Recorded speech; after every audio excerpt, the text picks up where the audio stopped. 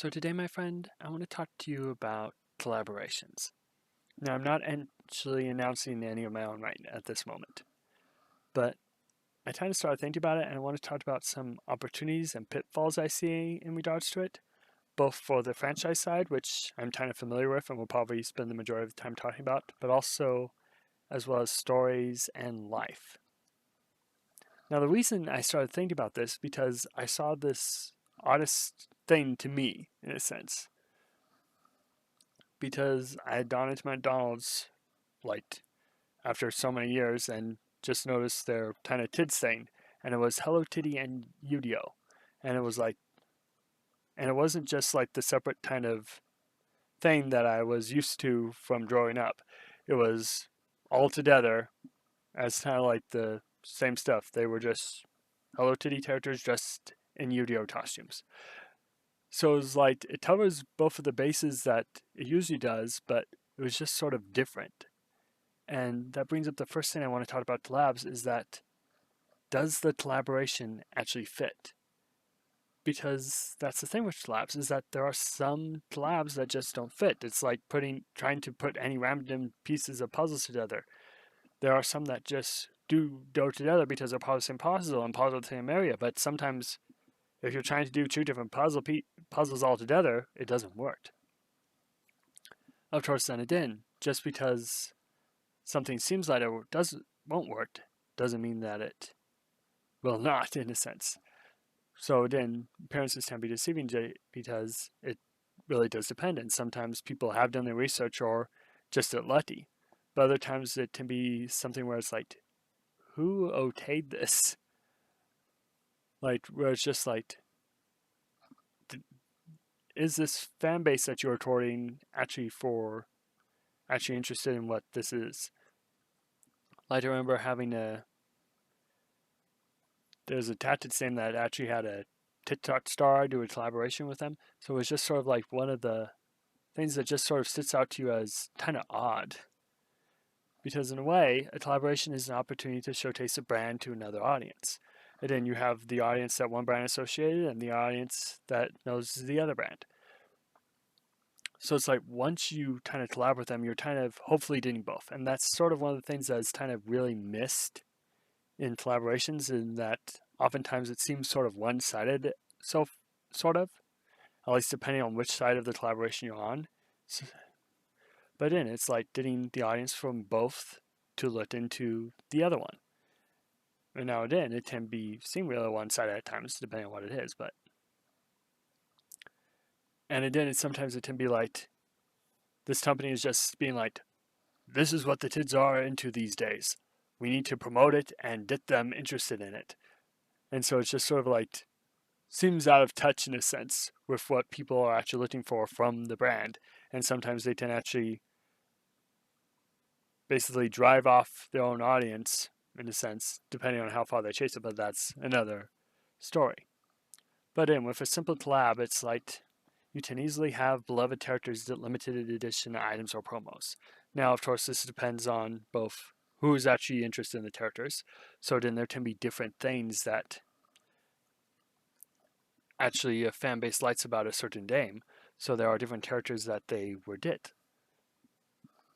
Like I know sometimes it's like the characters that did the fragrances and accessories are the ones that actually appeal to the female fan base, while the ones that did the kind of statuettes or whatever are the ones that appeal to the male fan base. So it's just sort of something that you can really think of that's sort of interesting.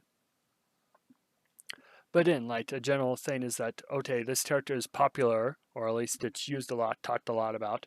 So we could possibly do like a thing where they're in a game. So we can either do a console kind of design after them. We can do like a keyboard design after them, stuff like that.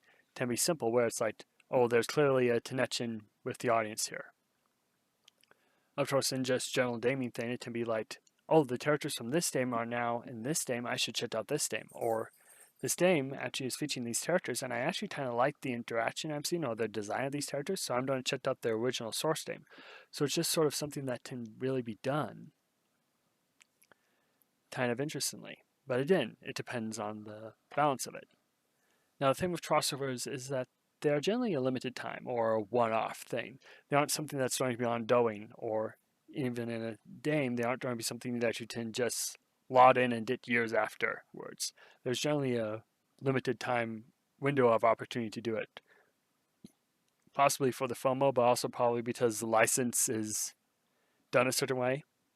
So the license will last the lifetime of the game. Now, the thing with this is also brings over the thing of you can't really reference it once the story, if the site had a story and done that crossover, then you can't really reference it later on. I mean, you might be able to make throwaway references in some sense, but you can't really go into the details about it in later stories. So it does create an issue. But the thing about those crossovers is that they can actually bring in a lot of change and even new endings for certain characters, because maybe they crossed over to the world and actually didn't go back to their original world, which is sort of one of the things you can do at times, where that to make things sort of interesting. Or maybe the fact is that their world is actually now folded into the other world. So it's just sort of an interesting thing that you can see in certain regards to certain collaborations on how you can do it. So actually they aren't. So actually those characters that are actually now part of their world aren't actually canon to their original source. So it's just sort of an interesting thing. Now the other thing is to think about the availability of whatever collaboration material is. Now, Din, and by that I mean not just limited time, but what's the price point? Like for a fast food franchise, did they just decorate their kind of regular wrappers and so forth with the characters that they're collaborating with? So it's just sort of an thing that they're just handing out to whoever? Or is it a game where it's like their collaboration now involves buying skins of various sorts, so you have to probably spend butu butts in order to do everything? Or is it basically a game that's saying like, hey, we're just making everything free because it's reward to the players and to entice new players to join in, because they're getting a lot of free stuff to join in that features characters they might like. So it's sort of different ways of doing it. But now when we regards to stories, we do have those aforementioned crossovers. And this is even within franchises, where you have these things, maybe they're on the same channel or whatever, these TV shows that have basically crossed over with each other. Now, again, they may reference each other, may not, depending on if they're part of the same franchise or not, or they've just sort of extended the universe a bit. And then sometimes you can actually have them interacting. Sometimes they're actually made to be part of the same universe. So it's sort of a different things you can do. But then it's sort of an interesting side note of how we often see that on TV at times with different TV shows and so forth. But in addition to that, we have just general collaboration stories, teams, and so forth. And there's the fact that that highlights the importance of having the right people to work with, just like there's the importance of having the right franchise to collaborate with.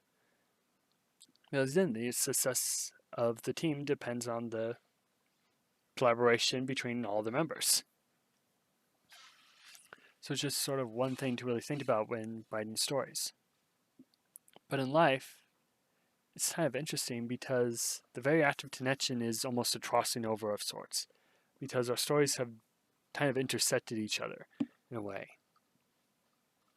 Where once we kind of saw the world through our lens, when we really connect with someone, we start to see how their perspective influences ours, or we start to take into account their perspective and so forth, their interests and so forth, and kind of may end up changed by it.